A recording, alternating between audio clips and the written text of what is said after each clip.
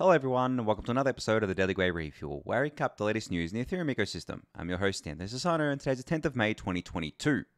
Alright everyone, let's get into it. So I think you all know what I'm going to be talking about for probably the next 10-15 minutes, and that is the absolute craziness that went on over the last 24 hours. I guess like not in the Ethereum ecosystem, but like in the crypto ecosystem more broadly. Now, if you've been living under a rock over the last 24 hours, you won't know what I'm talking about, but the TLDR is that the UST stablecoin basically imploded on itself. It went to like 60 cents, I think it bottomed out at. I think it's currently 90 cents, so it's still off peg, and it imploded exactly the way pretty much everyone said it would. Now, the reason why this was crazy is because it took the rest of the market with it. There was a lot of contagion risk here. Some of the reserves that were kind of like set up to make sure UST got off peg included Bitcoin, so BTC, which was sold. I think there was $1.5 billion worth of BTC sold to try and defend the peg. There are a lot of other kind of bigger players buying into it, trying to defend the peg and selling off other assets, like the other, not over the last 24 hours, but I think like a couple of days ago, Jump, which is a prop trading firm within crypto, sold like a lot of ETH to try and kind of like keep that peg stable there. And yeah, it just didn't work. There was just too much sell pressure. The Luna token went down over 50%, over the last 24 hours. Just a crazy kind of like volatility there for that ecosystem. And as I said, it's still not back to peg. Confidence is completely lost in it in my eyes. Like people are trying to equate UST with USDT, saying, oh, USDT, the being Tether, has lost its peg in the past and it's been fine. But they're two completely different things to me, right? I mean, UST is what we call an algorithmic stablecoin. USDT is just a centralized stablecoin with kind of like assets backing it. Now, whether those assets exist or not has always been a debate over the years in crypto. But maybe in USDT's kind of like case, it helps that no one really knows, right? So, but they're just completely different kind of like things there. So what I wanted to kind of like focus on was a few different things got to do with this. In terms of kind of like being diving deeper into the mechanisms behind UST and how it all works and all that sort of stuff. I'm not going to go through that today. I'm going to direct you to this blog post here that you can read from M. Honcalsalo. I hope I said that right. It's basically just like a short blog post going through what happened to UST and kind of like how it all works. So definitely recommend giving this a read. I'll link it in the YouTube description for you below there. But one thing I really wanted to focus on was this kind of like trend that doesn't just exist within crypto, obviously, but it's pretty pronounced in crypto, of these kind of like cults of personality, right? And I think I've spoken about this on the Refuel before, but crypto loves their cults of personality. They especially the first cyclers, the kind of like noobs. They love looking for someone that's kind of like promising them all these things, usually got to do with making money, and just like completely latching onto that. Now, a few examples of this is like Charles Hodgkinson, right, from Cardano. Definitely a massive cult of personality around him. Daniel Sesta, before that kind of whole ecosystem exploded as part of the Frog Nation. Andre Cronje with obviously his old ecosystem that he was building before that imploded. There's countless, and I guess recently Do Kwon from Terra, and he hasn't tweeted over in a while now. He was tweeting over the last few days, like shit posting, basically kind of like calling everyone out, insulting everyone, and now he hasn't tweeted in a while because the thing actually imploded and probably doing damage control and all that sort of stuff there. But the theme is the same, right? There's always this kind of big personality, charismatic, extremely ego-driven. That's kind of like a big trend amongst them all that manages to build a following. Maybe that's because the token that they're associated with has gone up in price, and the people kind of like holding it obviously feel richer, and they're like attributing that wealth creation to this individual, and then they kind of like just follow them, right? And it keeps getting bigger and bigger and bigger. But pretty much every time it has ended badly. Like, I don't know of any big cult of personality within crypto that have ended well. Like, and this isn't just kind of recently, this is like over the years it has happened, and it just never ends well. And that's why I always kind of like have a really big issue with this. And it's kind of hard to fight these kind of like people as well, because when everything is going good and people are making money, you can't speak out. They'll just gang up on you. You get like ratioed, you get kind of less like, you get silenced basically, you get kind of like pushed down, and there's no motivation to speak up in that case. That's why on Twitter I haven't really been public about my bearishness on something like UST and how I think the mechanism was fundamentally flawed and that this scenario would exactly play out. But if you've been following what I'd saying on Discord or just like privately with some of you maybe, I have been calling this out for a while now. Like it just was obvious to me that this was going to happen. I mean, UST is not the first algorithmic stable coin to go, to depeg and to go to, not to zero. I mean, it's not zero yet, but like to crash, and it won't be the last. I mean, there's plenty of examples, especially from like DeFi summer, of this playing out. And we kind of like learned our lesson back then. At least the kind of like veterans learned our lessons back then. But a lot of the newer people, they don't know those lessons, right? All they see is number go up and they get excited and like, oh my God, I'm making so much money. This is awesome. And they kind of buy into these narratives. And one of the big narratives around UST was that it was a truly decentralized stablecoin. And I called this out. I was like, no, it's not, right? Like, it is not a truly decentralized stablecoin at all. Like, there's so many centralized points of failure within UST, not just within its mechanism itself, but the Terra blockchain is not decentralized. Like, it is basically depots with a few validators, and these validators aren't even good. Like, I saw some stability statistics around these validators today, and they struggled because everyone was trying to obviously go for the exits with the stablecoin crashing and with Luna crashing and all that sorts of stuff.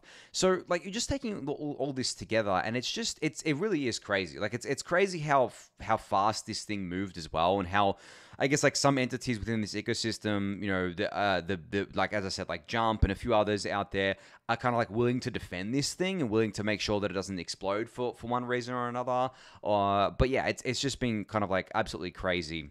There's so much I could talk about here, and so many different directions I want to go in. But I think the cult of personality thing is key because it happens every time, right? Every time one of these things gets popular, it inevitably kind of like fails, and you just have to wait. It's kind of like, it's not a matter of like if it's gonna fail, it's like when. And I'm sick of kind of like this stuff happening. I know the ecosystem is a permissionless one, and it's permissionless to build in, but like frankly, I'm sick of like sitting there trying to build or trying to support builders of sustainable things and just getting called out for it. Like, you guys know, like I get called an ETH maxi all the time. Anytime I kind of like call out any of the other ecosystems, I get called an ETH maxi. But let's take stock here for a second, right? Solana did exactly what I said it was going to do. Not just me, but like a lot of the people that get called ETH maxis did exactly what we said it was going to do. It was going to buckle under the load because they don't have a fee market to regulate demand. The network's fallen over multiple times. It has stability issues all the time. Avalanche, the C chain. We said that the fees are going to go up with more usage because it's just a Geth fork, right? It's just an EVM fork. What happened? The fees went up. Terra, obviously, we said that it was going to kind of like implode because the UST is going to implode because the mechanism behind it is fundamentally unsound. Again, that played out. Like, I could keep going. I'm not trying to inflate my own ego here. And as I said, like, I hate these cults of personality that form around people and the egomaniacs. But like at some point, I kind of like, I look at it and I'm just like, it's not that we're trying to be right. It's not that we're trying to be like, I told you so. It's that a lot of the people in the Ethereum ecosystem have been through this so many times. And we also fundamentally care about building more sustainable long-term systems. And we also realize that the more of these Ponzi's that get built and the more of them that get bigger and implode and hurt more people, the faster the regulators are coming, guys. Like, this is actually one thing that concerns me a lot in crypto, is the kind of like regulators and how they'll use this as ammo against us. Like, Elizabeth Warren has been going on about stablecoin risk recently, right? She's not going to differentiate between UST, DAI, USDC, USDT. No, she's just going to look at them all the same, and she's going to use this as a talking point. I would bet to say, we need to kind of regulate stablecoins because look what happens when we don't, right? And I've said before that I think that regulators have no power when we build truly decentralized systems. So that's why I'm so harsh on these systems that I consider to be not truly decentralized, because they're not going to survive a concerted regulatory onslaught. Like, no way they're going to survive that. Because at the end of the day, the governments have a lot of power that just private people and institutions do not, right? They have the power to do whatever they want, essentially. I know there's checks and balances and things like that, but look, crypto doesn't have a good image to the outside world. We are hated by a lot of the outside world for one reason or another. So it's very easy for these politicians to drum up support for kind of like, quote unquote, banning crypto or heavily regulating it or doing any such things like that. And then they can always just kind of like fit it into their existing regulatory kind of like framework of regulating the financial system, right? And it's going to happen. Like, as I've said before, they're going to go after the choke points, which are the fiat on-ramps. They're going to go after the individuals that are doxed and that aren't anon. Like, I don't know how Doe makes it out of this without basically I don't know. Like, I don't know how he makes it out of this. He's already, like, the SEC already went after him, but I think that was more of a kind of like frivolous thing. I don't think that kind of like had much grounds to stand on. But just generally, I don't know how he kind of like survives this, honestly. Like, maybe he will. Maybe he's like a cockroach and he'll survive. But I don't know. I kind of like look at that and I'm just like, he's going to get targeted now for this, right? And same is true for pretty much everyone that's doxed, even if they're not doing anything wrong. Like, obviously, Uniswap Labs has come under regulatory scrutiny, and they're not doing anything wrong in my eyes. But this, again, is why I keep promoting truly decentralized systems. We need to build them. We can't rely on this crap anymore, guys. Like, I'm so frustrated. Like, actually, like, I'm not angry. I'm disappointed and frustrated because of the fact that, I mean, I obviously saw this coming, and I also know that this isn't going to be the last of it. People are going to keep building these systems, especially when the market gets bullish again. We have a flood of new people come in. They gravitate towards these things like flies to dog shit, honestly. Like, it's the same thing. They love these things. They love the Ponzi's because they go up really quickly. It makes people feel really rich really quickly, and they love formulating cults of personality around the people that are leading these things. And as I said, cults of personality aren't a crypto thing. They're a human thing at the end of the day, and there's plenty of this kind of like happening in the real world right now, especially around politicians. But I don't want to get into like that part of it. But just generally, that trend in crypto has always been something that I've hated. And when you look at things like, and it's funny because some people say, oh, there's a cult of personality around Vitalik. It's like, no, there's not. Like, people respect Vitalik for his work, on merit, for what he's been able to build, for his brain, essentially. And he doesn't, like, I mean, obviously he has a coin associated with him with ETH, but he's not on Twitter shitposting and pumping ETH and telling people to buy ETH and kind of like insulting other people. He's not doing any of that. He's probably never done any of that. I don't remember a time when he's kind of like done that, but he's taken a lot of shit over the years. But, he has earned respect from pretty much everyone in this ecosystem. Like, it's the only people who don't like him are Bitcoin maximalists, and that's for obvious reasons. But I think that there's no cult of personality around him. People just genuinely respect him. But then there's other people who just do not deserve the respect. Like, as I said, Charles Hodgkinson is one of them. I'm not going to go on about that again, but like, that's one there. Do Kwon. I mean, there's some in the AVAX community too, like Emin from AVAX, the same thing. And a bunch of others, Daniel Sessa, Andrew Cronje. Whether they deserve the praise or not, I'm not going to debate that. But it always ends badly. Like, it never ends well. And I think that, as I said, this isn't going to be the end. We're going to see more of this go on. But like, it's just sad. It really is sad and disappointing at the end of the day. Entertaining. I mean, at least it's entertaining, right? Like, but we're gonna have to see how it kind of like shakes out, because as I said, this was one of the craziest days, craziest last 24 hours that I've had in my time in crypto. I mean, I remember all the craziest days. I think for me, if I had to kind of like name my top 5, today would make it into the top 5 at this point. I think the other ones would be the March 2020 crash, the Yam launch, Yearn launch, and maybe the Sushi launch. Because the way I kind of like rank craziness is when something happens that like no one knows where it's going to go from here. Like, no one can predict what's going to happen. It's all happening in real time. Everyone's focused on it. And the 5 that I just mentioned is what everyone was focused on. And for those of you who weren't around in March 2020, imagine the last 24 hours and what happened to Luna and UST happening to the whole market. That's what March 2020 was. That particular day in March 2020 that we call, I think, Black Thursday. That's what happened back then. It was crazy. No one knew it was going to happen. People thought that things were literally headed to zero. It was just a crazy time there. And it's always good to kind of like reflect on these things and see what shakes out of it and like what is actually sustainable and what actually survives. And guys, like I was saying this in the Discord channel before, over the last 12 months, every popular narrative has basically gone to shit, essentially. The Alt L1 trade, completely gone to shit, right? Ethereum is going to fail because of high fees, didn't materialize. L2s suck, didn't materialize. L2s are killing it right now. They're doing better than ever. A bunch of other ones, like the algorithmic stablecoin stuff, the Frog Nation, all that sort of stuff. It all went to shit. Whereas Ethereum is constant. Ethereum is fine. Ethereum is chugging along just like it always has. Ethereum is more bullish than ever. ETH is more bullish than ever.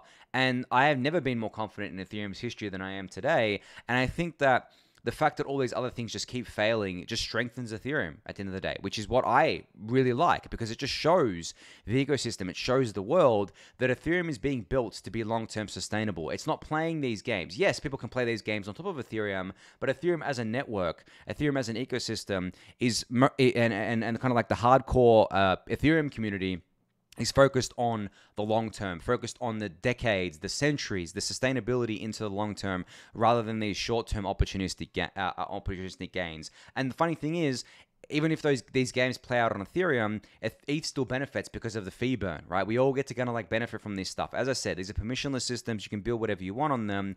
And I'm so glad that we have EIP 1559 implemented because of that as well. But anyway, I've been talking for 15 minutes about that. As I said, I could talk about this for a very long time. There's just so much to go through. So much happened. But I'm going to leave it at that because there's a bunch of other interesting things that I wanted to get through today here. But as I said, if you want to learn more about kind of like what happened with UST and how it all works, definitely give this blog post a read here from M. Honcasallo. I'll link it in the YouTube description for you to do so. But I'm going to move on from that for now. So Raul from Prior Labs, Raul Jordan, put out a great tweet today, which is kind of related to what I was just saying, where he said, "Not fully in the loop regarding the markets, but we are heads down working on the Ethereum merge and beyond. This is one of the most exciting years in the Ethereum project's history, and sentiment has not changed for us working on this." This is exactly what I was saying. The builders in Ethereum, their heads down. They don't give a shit about this stuff, right? This is all just kind of like stuff for us who kind of like sit on crypto Twitter to pay attention to. It's important to learn from, but at the end of the day, like the people who are building the future of Ethereum have much better things to focus their attention on, not just at layer 1 Ethereum, but layer 2 as well. And I'm glad that they don't get bogged down in this sort of stuff. And it actually takes like a special kind of someone to do this, to focus. Like I actually respect the builders who can focus in crypto because there's just so much going on all the time. But their heads down, they're building. Merge is still coming. There's no news on the merge since I guess like the last few refuels, but I'm sure we'll see something soon. But yeah, it's still being built out, still kind of like stuff happening there. But great for Raul to put a tweet like this out today. I think it was a very timely tweet. All right, so we have another set of data from Data Always here today, who said beacon chain demand just keeps chugging along. Deposits near all-time high, queue size increasing, consensus layer is going to tick up again soon.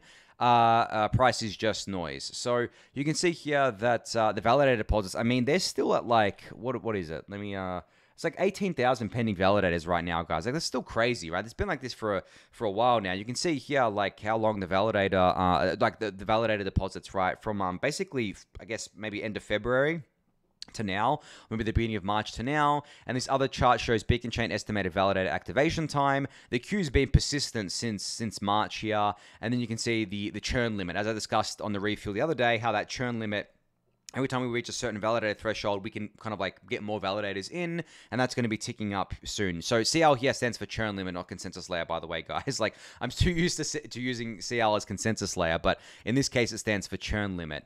But yeah, this is really cool. I think that obviously a lot of it's going into Lido, and I've discussed that before, but there's actually some stuff coming for Rocketpool that I'm going to discuss soon. It was mentioned in the Discord channel by Jasper, but I said to him I'll cover it once there's an official forum post. But they're making some moves behind the scenes to make it easier for people to onboard onto Rocketpool and to stake with them. So I'm super excited about that. But yeah, the Ethereum staking ecosystem is so healthy right now. It's just crazy. I mean, client diversity front is very healthy. Obviously, we can do better on the distribution of kind of like stake, but we're going to work on that. That's going to come. But yeah, I just think this is a really cool set of charts that you can check out. It'll be linked in the YouTube description. So thanks to Data Always for putting this together.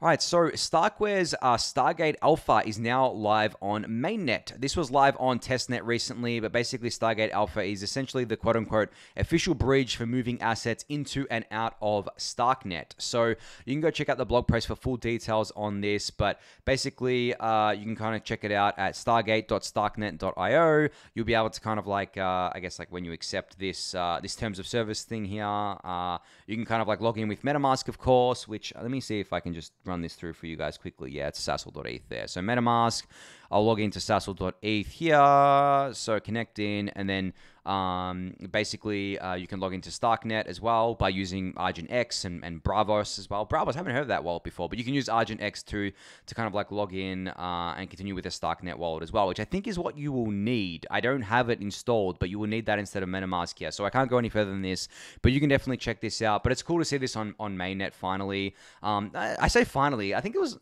testnet. When did testnet go live? I think it went live a few weeks ago. So cool to see this, yeah, already on mainnet. And as I said, like the L2 ecosystem just keeps chugging along, keeps building. This stuff just keeps kind of like being deployed to mainnet, and the StarkWare ecosystem is growing every day. Slow and steady, I think, on the L2 front, but definitely steady. And speaking of L2s, Optimism hit a transactions per day record today, which is very, very cool. You can see it here on the Dune Analytics dashboard that the Optimism network saw their most transactions in a day ever today, essentially, right? That's an all-time high right there. And I've also got the chart up here from Etherscan. You can see it's just like completely mooned, which is very, very cool to see. This is kind of like, I guess, like a harbinger of things to come, guys. Like, once as I've said, been saying for a while now, once these kind of like tokens get announced, the kind of like incentive programs get started, incentive programs being liquidity mining, these L2s are really going to take off in a serious way. And it seems Optimism is already doing so here. You can see in both the Dune Analytics dashboard and also the Etherscan kind of like chart here of that happening. And also, I guess, like transacting addresses per day is not at all-time high, but is holding steady as well. I expect that to go up soon. Contracts deployed per day, holding steady. I mean, this is a really cool dashboard, actually. I think this has been updated since the last time I looked at it. But this is a dashboard here, basically all about Optimism that you can kind of like go check out. It's got a bunch of awesome stats on everything happening here. I mean, wow, there's a lot of stats here.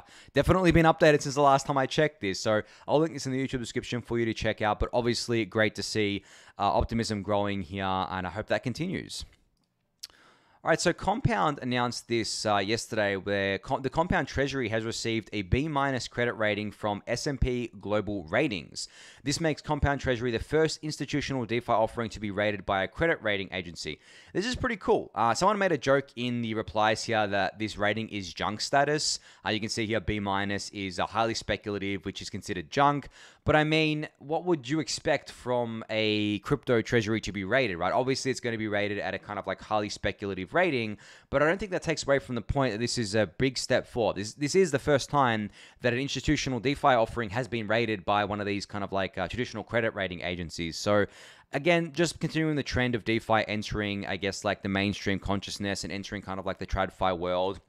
Kind of like chugging along there, which is very cool to see. So if you want to see all the details about this, it's in this blog post from Compound. I'll link it in the YouTube description. It's very short, so you can go check it out. But yeah, congrats to, I guess, like the Compound's ecosystem here for landing this rating.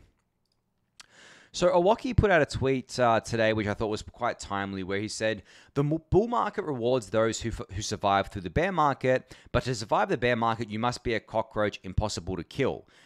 This is like a really, really great way of putting this. Because as I've mentioned plenty of times before, guys, there were a lot of things that did not survive the 2018-2019 bear market at all. Like literally, they didn't go to zero market-wise, but their communities pretty much went to zero. And a lot of these things in 2017 were incredibly popular. And I've talked about a bunch of them before.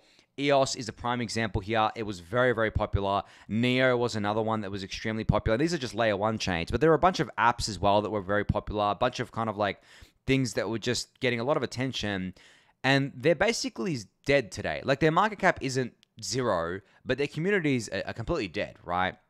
And that's because they weren't cockroaches. They weren't impossible to kill. They didn't have a long-lasting community. They didn't have enough interesting stuff going on to hold that attention, hold that community. As I've said to you guys before, attention is the most scarce resource in life, not just within crypto. And to hold that attention, you need interesting things to be happening. So this is why something like Ethereum survives through all kinds of markets, because Ethereum always has the attention. I mean, I do a 30-minute daily show on Ethereum every single weekday, guys. Like, it has everything happening on it. There's always something happening. It doesn't even matter if it's like Christmas or New Year's. There is always stuff happening on Ethereum 24/7, 365 days a year. It's never boring. And that's why that's Ethereum's superpower, I believe. And that's what attracts so many smart people to Ethereum, which basically makes Ethereum the cockroach of the crypto industry. And obviously, a similar thing is true for Bitcoin. But I think Bitcoin and Ethereum are the only two ecosystems that can claim to be cockroaches. Now, there are other ones out there that are cockroaches that have confused me, such as Ripple, for example. That has... I wouldn't say it actually has much of a community. I believe much of the kind of like posts you see about XRP on Twitter are bots, but it is a cockroach. Like it somehow survived for a very long time now. survive. I think it's been longer than it's survived longer than Ethereum, which just puzzles me. I will probably never understand it, but it is what it is. But in terms of like actual organic kind of like ecosystems that have kept growing, that have done really well over the long term, Bitcoin and Ethereum are the two there. But I actually think Bitcoin peaked. I think Bitcoin peaked in 2021 in terms of kind of like relevance and market cap and everything like that. I think it's just going to be declining from now. And I think Ethereum is going to flip Bitcoin sooner rather than later. And Ethereum will just continue to survive and thrive. It at this point in time, I wouldn't say that Ethereum is impossible to kill, but it's getting there, guys. Like it's getting to the point where it's getting so big, it has so much attention, it's getting so secure that it is going to basically be impossible to kill. And that's the goal, right? Like we want Ethereum to survive everything, like from the regulators going after it to wars to kind of like centuries worth of just humanity stuff, right? We want Ethereum to be able to survive through all of that. That's what we're building towards. To be like a true cockroach. So I thought Owocki put it great, like in a tweet here, because as he said, the bull market rewards those who survive through a bear market. In terms of kind of like people and stuff, but to survive that bear market, you must be a cockroach. So yeah, great way to put it here from Owocki. Just a couple of other one last update to get through before I just shout out something from Immutable X here. There was this new tool. I don't know how to pronounce it here. Giza or Giza or Giza. Like I'm so terrible pronouncing words sometimes, guys. Like correct me if I'm wrong, but like I'm just gonna call it Giza for now. Which they're calling a fully on-chain machine learning model inference powered by StarkNet. So there's been a bunch of these artificial intelligence projects in crypto before, and a lot of them have been vaporware. But this is building on StarkNet and using zero knowledge proofs to achieve what they want to achieve here. So I'm actually quite intrigued by it. Like it could still be vaporware. I don't know, right? Like I'm not endorsing this project, but I do want to put it on your radar because I think that it's interesting at least. And I always look out for these interesting things happening within the ecosystem. And the fact that it's building on StarkNet is really cool as well. So you can go check this out. There's a blog post describing it all here. It'll be linked in the YouTube description for you to do so. All right, last up here, I just wanted to shout out that Immutable is hiring 20 business developers in the next 12 weeks to do strategic sales for top tech and gaming companies. So if you know, as Robbie says here, if you know of a recruiting firm who specializes in these hires, DM Robbie. If we end up hiring through them, I'll pay you 10K USD. But also, if you know anyone that might be fit for this role, definitely message Robbie about them, or if you think you may be fit for it, DM him. Maybe you'll land a job at Immutable, which, as you guys know, is one of the kind of like teams scaling NFTs on Ethereum here. So just wanted to give a quick shout out there. Now I have a couple of minutes left here. Just the final thing about the Terra thing in the last 24 hours that I forgot to mention before. I don't know what's going to happen from here with Terra. This is why it's so exciting and so intriguing. I don't know what's gonna. I do think that UST will get back to peg eventually, but I don't know if that's going to be enough. Like to me, confidence has been shattered in that ecosystem. I will never hold UST ever, even if they change the underlying mechanisms. I feel like the UST stablecoin will become much less desirable just generally. Like the only way I think that they can kind of like salvage it at this point is by collateralizing it, but that just basically makes it closer to DAI, and they didn't want to be closer to DAI. I mean, Do Kwon was on Twitter saying that he was going to kill DAI, right? So I don't know what's going to happen. I do think the peg. I'm guessing the peg's going to be restored because people are just going to throw money at it, whatever. But yeah, confidence is shattered. Maybe the peg doesn't get restored. Maybe it just kind of like stays off peg forever. I don't know. I think it's going to normalize eventually. But yeah, it's going to be very, very interesting to see what happens from here. And I think this is going to be something that people are going to be talking about for a while. They're going to be referencing in the future when more of these kind of like things get spun up, because the Ponzi stablecoins, the algorithmic stablecoins, they're not over, guys. They're going to keep happening over and over again, especially in bull markets. But just be vigilant. As I've always said to you guys, like the worst thing you can do is blow yourself up. And a lot of people blew themselves up today, and they're probably going to be out of position if we kind of like recover and go into a new bull market eventually.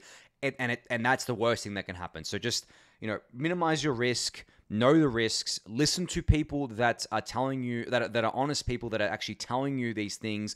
Try not to get caught up in like the bull market hype, because that's how you wreck yourself. That's how you blow yourself up. And I think at this point, like, I don't know. Like, I don't like tooting my own horn and my own ego, but I think at this point, like, I have called out so many of these things that I do hope that you heed my warnings when I talk about these things. I don't give investment advice, but I will always advise you guys, or at least kind of like give you guys a heads up when I'm seeing something that is just kind of like setting off alarm bells in my head, because I want you guys to make it. Like, that's literally like one of my goals with the Daily Gwei. It's like, as I said, I don't give you direct investment advice. I'm not going to tell you what to buy. I'm not going to tell you, when to sell. None of that sort of stuff.